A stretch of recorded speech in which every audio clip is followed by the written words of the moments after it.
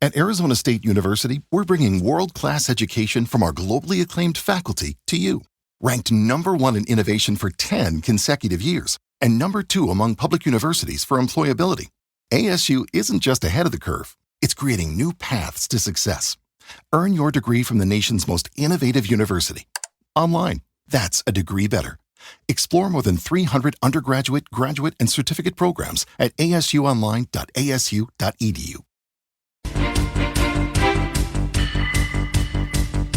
Mañanas en Libertad, con Luis del Pino. 8 de la mañana, 7 de la mañana en Canarias. Vamos con las noticias de las 8 con la ayuda de doña Carmen Carbonell.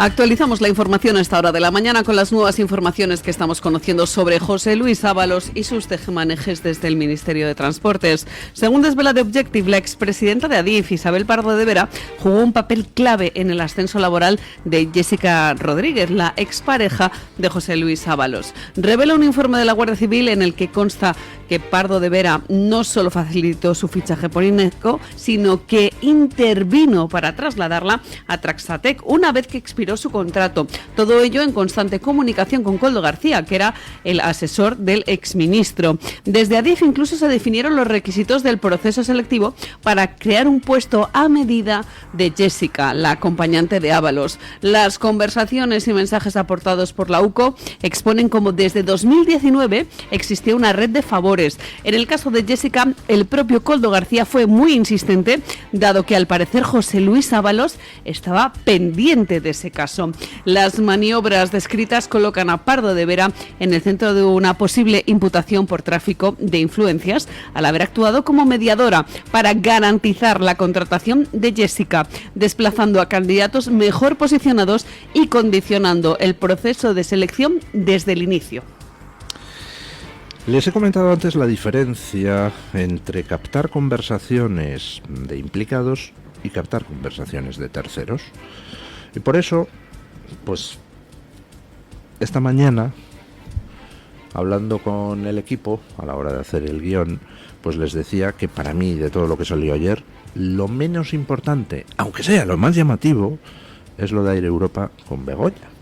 Porque lo de Air Europa con Begoña no son conversaciones de los implicados. La UCO no tiene un mensaje de Hidalgo a Begoña interesándose por el tema del rescate, ni al revés. Lo que hablan son terceros, Aldama y Koldo, de que no, Hidalgo ha llamado a Begoña. Bueno, eso puede ser cierto o puede no ser cierto. Es muy llamativo, pero no necesariamente es una prueba de que Hidalgo llamara a Begoña. Por tanto, hay que tomarlo con prudencia. Sin embargo, aquí no hablamos de conversaciones de terceros, igual que con lo del piso de Jessica que les he comentado antes, tampoco. Ahí estamos hablando de las conversaciones de Jessica y de Koldo, es decir, directamente implicados, no son conversaciones de terceros. Y con esto de Adif, 3/4 de lo mismo. Hablamos de conversaciones de Koldo con Pardo de Vera, la que era la presidenta de Adif, que ha intentado escurrir el bulto judicialmente diciendo que ella no tenía nada que ver, más o menos lavándose las manos, que eso era de otros. Pero resulta que Koldo le dijo textualmente, según uno de los mensajes, que hay que arreglar esto de Jessica porque si no, José, es decir, Ábalos, me los corta, los nísperos, se refiere. Bueno, pues mala pinta tiene esto para Pardo de Vera, porque efectivamente abre la puerta a su imputación en la causa, con lo cual pues va creciendo el número de imputados. Yo creo que si al final sumamos lo de los hidrocarburos, lo de Aldama, lo de el hermanísimo y lo de Begoña, pues el día que se celebre un macrojuicio va a haber que alquilar el Bernabéu.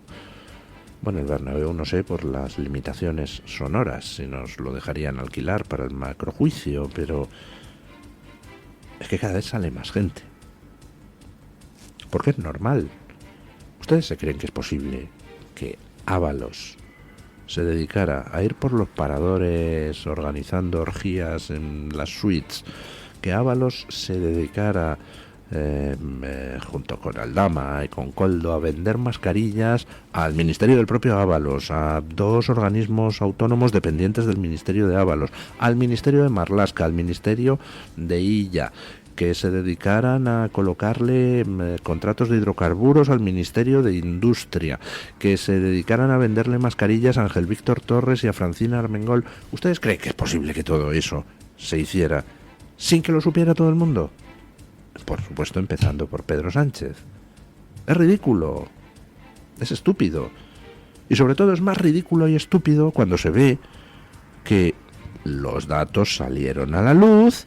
Y de hecho, de muchas de estas cosas empezó The Objective a informar hace 3 añitos, más de 3 añitos, y da igual, ahí mantuvo Sánchez a Ábalos.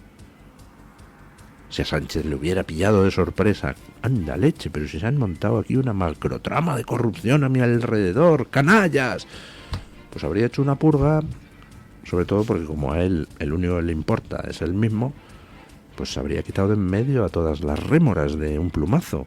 Anda que no ha hecho purgas en su partido el querido Sánchez.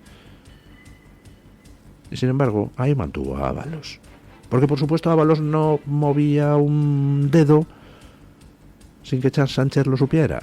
Y si Ábalos le hubiera ocultado algo a Sánchez, se lo habría dicho Koldo, que era hombre de Sánchez, no de Ábalos. El jefe de todo era Sánchez. Pues a lo mejor el número de señoritas que se llevaba al parador de Teruel Ábalos, pues a lo mejor no le informaba a Sánchez. No, van a ser 16. Pero vamos, Sánchez sabía todo lo que Ábalos hacía, por supuesto. Y que lo que hacía Ábalos contaba con el permiso de Sánchez, pues hombre, la lógica indica que sí.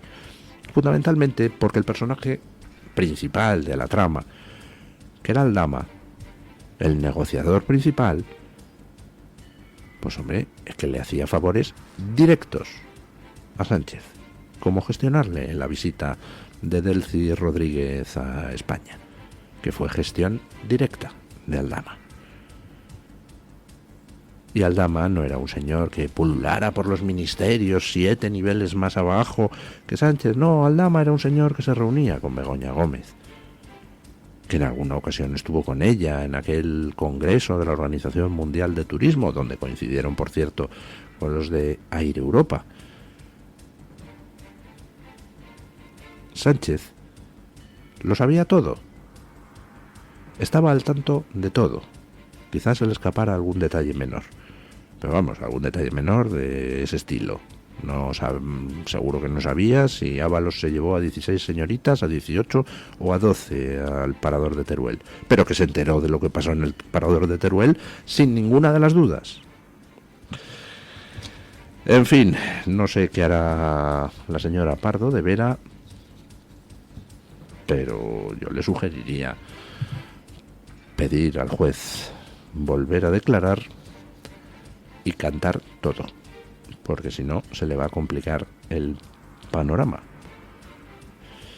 Y al final, pues chico, a lo mejor ella, Pardo de Vera, no se ha beneficiado personalmente de ninguna de estas trapacerías, pero claro, permitir las trapacerías y participar en su ejecución, aunque sea por agradar a tu jefe, pues no te exime de las responsabilidades de carácter penal. Bueno, cosas que han salido en los medios en los últimos tiempos,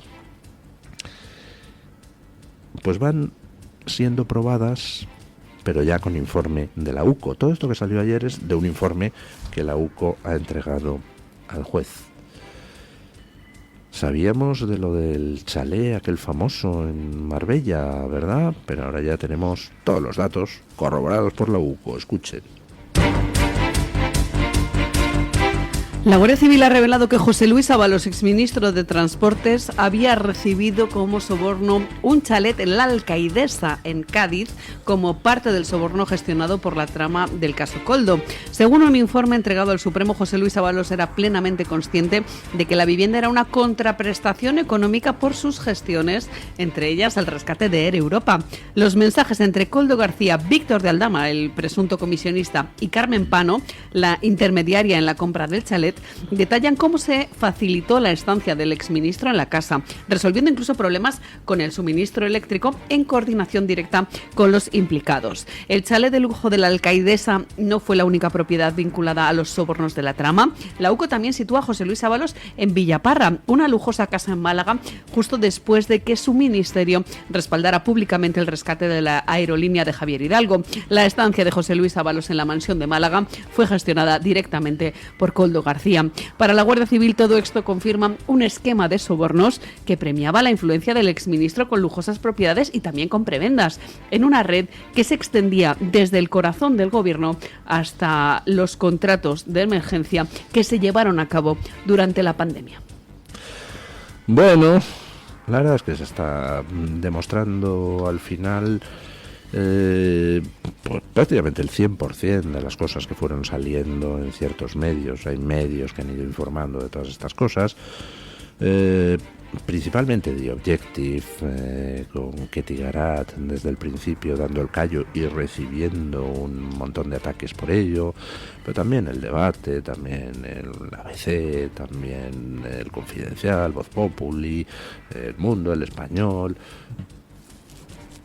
Ha habido muchos medios sacando información sobre toda esta macrotrama, porque todo es una macrotrama, la macrotrama Sánchez. Y al final pues se está corroborando todo prácticamente punto por punto. No está quedando detalle sórdido por corroborar. Todo esto de los chalés en Marbella, casi puerta con un puticlub, en fin, no sé, a Ábalos le parece que no le gustaba perder demasiado tiempo.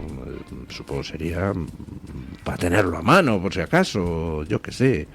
Esto es una maldad mía, por supuesto. El caso es que aquí estamos hablando de rescates de empresas, de licencias fake para empresas fake de comercialización de hidrocarburos, que al final lo que eran era un pago a Venezuela, que era de donde venía el petróleo, previo paso por Santo Domingo, es el lugar a donde tantos Falcon vuelan sin que sepamos por qué.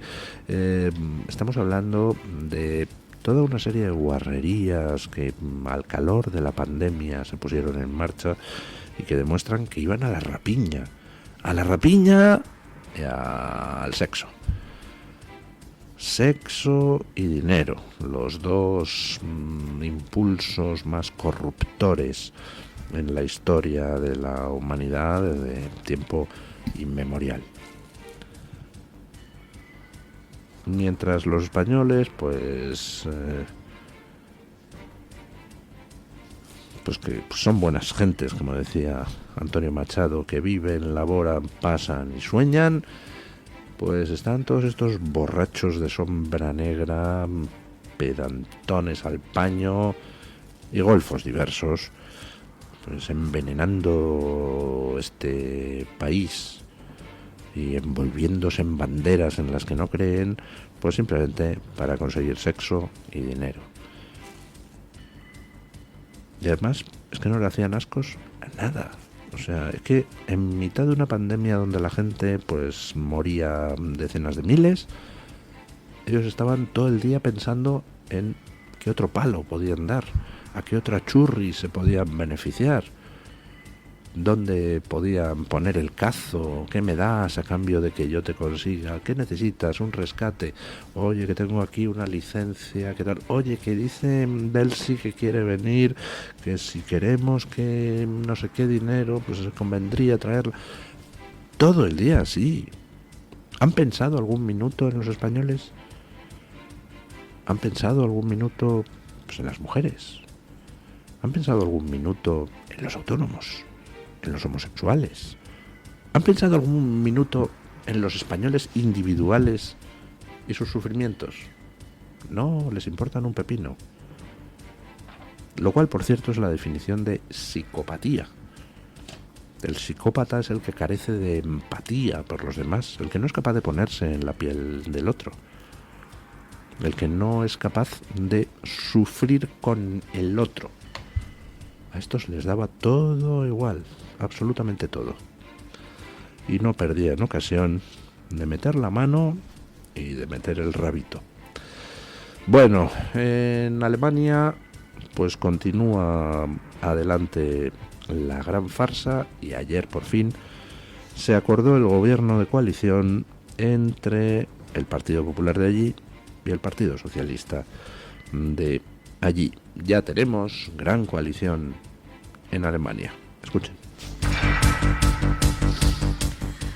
Les hablamos ahora de Alemania porque ya hay acuerdo para un nuevo gobierno de coalición. El bloque conservador encabezado por la Unión Demócrata Cristiana, la conocida como CDU, y el Partido Socialdemócrata, el SPD, cerraron ayer un pacto para poder gobernar juntos durante la próxima legislatura. Gracias a este acuerdo, Friedrich Merz será el nuevo canciller de Alemania el mes que viene. La fórmula de la gran coalición no es nueva allí, ya que ha existido otras veces, pero tanto la CDU como la SPD la habían descartado en la campaña electoral. Los resultados de los comicios, sin embargo, presentaron esta como la única opción para garantizar un gobierno siempre que quisieran mantener el bloqueo sobre la AfD, lo que al final ha pesado más que sus promesas electorales. La incertidumbre ante el ascenso de la AfD por parte de los alemanes ha empujado a esos grandes partidos a cerrar el acuerdo rápidamente, más aún teniendo en cuenta la crisis que atraviesa el país. Y es que Alemania es hasta el momento la primera economía de la Unión Europea y el país más poblado del grupo, pero lleva en recesión desde hace 2 años y medio, con turbulencias también políticas. Merz ha asegurado que con esta gran coalición va a lograr un gobierno fuerte y estable para hacer frente a los problemas económicos y sociales que está viviendo Alemania. Bueno, pues ayer conocíamos... Bueno, ayer yo les daba una noticia de anteayer, que es que había salido la primera encuesta en Alemania, donde ya estaban empatadas la AfD, el Vox de allí, y la CDU, el PP de allí. Bueno, pues ayer hubo otras 2 noticias desde Alemania. Primera, que ya se ha cerrado el acuerdo de coalición entre el PP de allí, la CDU y el PSOE de allí, que es el SPD. Y segunda, que ya tenemos la primera encuesta que da a la AfD por delante de la CDU. O sea, si mañana hubiera elecciones, las ganaría el Vox de allí. Yo no sé qué demonios es lo que va a pasar en Alemania. Sí que sé que cuando uno intenta hacer cosas contra natura, pues siempre resulta todo muy forzado y la gente en la calle pues termina no entendiéndolo. Y lo que ha pasado en Alemania es contra natura. Que el PP alemán, pudiendo haber hecho gobierno con el Vox alemán, pacte una gran coalición con el Partido Socialista Alemán, pues es contra natura. Habrá una parte de los votantes de la CDU que les parezca bien, pero hay otra parte que les parece fatal, como lo demuestra el hecho de la fuga de cargos que está sufriendo la CDU, como lo demuestra el hecho de la carta abierta que las juventudes de la CDU planteaban el otro día al canciller Merz, al jefe de su partido, diciéndole que por ahí no, y como lo demuestra el hecho de que en las encuestas ya la AfD haya sobrepasado a la CDU. En Alemania las encuestas no son como en España. En España te encuentras encuestas para todos los gustos y algunas casas encuestadoras son más bien casas de manipulación que casas de sondeo. En Alemania no, igual que en Francia, pues las encuestas suelen ser serias y suelen acertar bastante razonablemente lo que son los resultados de las elecciones. Y en estos momentos la AfD pues ya está por encima de la CDU. Porque lo que está haciendo la CDU es inaceptable e inasumible racionalmente. Alemania resulta que lleva un montón de años en declive industrial gracias a unas políticas fundamentalmente implantadas al principio desde el socialismo alemán, pero luego asumidas por los populares alemanes. Bueno, pues resulta que ahora vamos a una coalición, a un gobierno de coalición, que va a seguir ahondando en esas mismas políticas. Vamos a un gobierno de coalición que traiciona todas las promesas electorales de la CDU durante la campaña, donde prometía mano dura contra la inmigración, y resulta que termina aliándose con quienes pues no quieren mano dura contra la inmigración, en vez de con quienes la exigen. Resulta que dice que va a dedicar otros 100.000 millones de euros a políticas verdes, es decir, las que han arruinado a Alemania. Alemania está en estos momentos con una economía en contracción. Alemania está dejando de ser el motor de Europa. Parece mentira. Alemania tiene unas tensiones sociales cada día más brutales, que hace tiempo que han obligado a la casta política a tratar de ocultar noticias, por ejemplo las de violaciones alemanas durante aquella infame fiesta de fin de año, que han llevado a la casta alemana a tratar de manipular como pueden o silenciar como pueden lo que son los ataques islamistas que se producen con una frecuencia alarmante. Alemania tiene un gravísimo problema de orden social y orden económico. Y en lugar de tratar de resolver las cosas, la CDU hace piña con los socialistas para seguir ahondando en lo mismo. Lo que pasa es que lo van a tener complicado. Y entonces, por ejemplo, pues ayer anunciaba la CDU el gobierno de gran coalición, pero decía al mismo tiempo que bueno, que van a estudiar a ver si reabrir algunas de las centrales nucleares que acaban de cerrar los socialistas hace poco. Bueno, vamos a ver. Porque una cosa es que lo digan y otra cosa es que lo hagan. Vamos a ver si les dejan los socialistas. En cualquier caso, ¿qué necesidad había de todo eso? ¿Qué necesidad había de recurrir a alianzas contra natura, teniendo una alianza a favor del progreso y de la recuperación de Alemania? ¿Qué necesidad hay de volver a pactar con esos mismos socialistas que eran siervos a sueldo de Putin en lugar de con la AfD?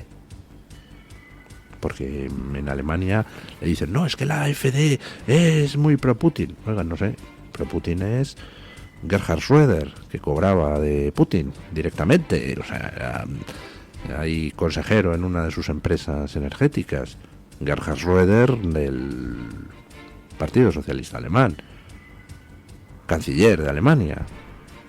Eso sí es ser pro-Putin, oiga, cobrar directamente. Bueno, pues ahí está la CDU con el SPD.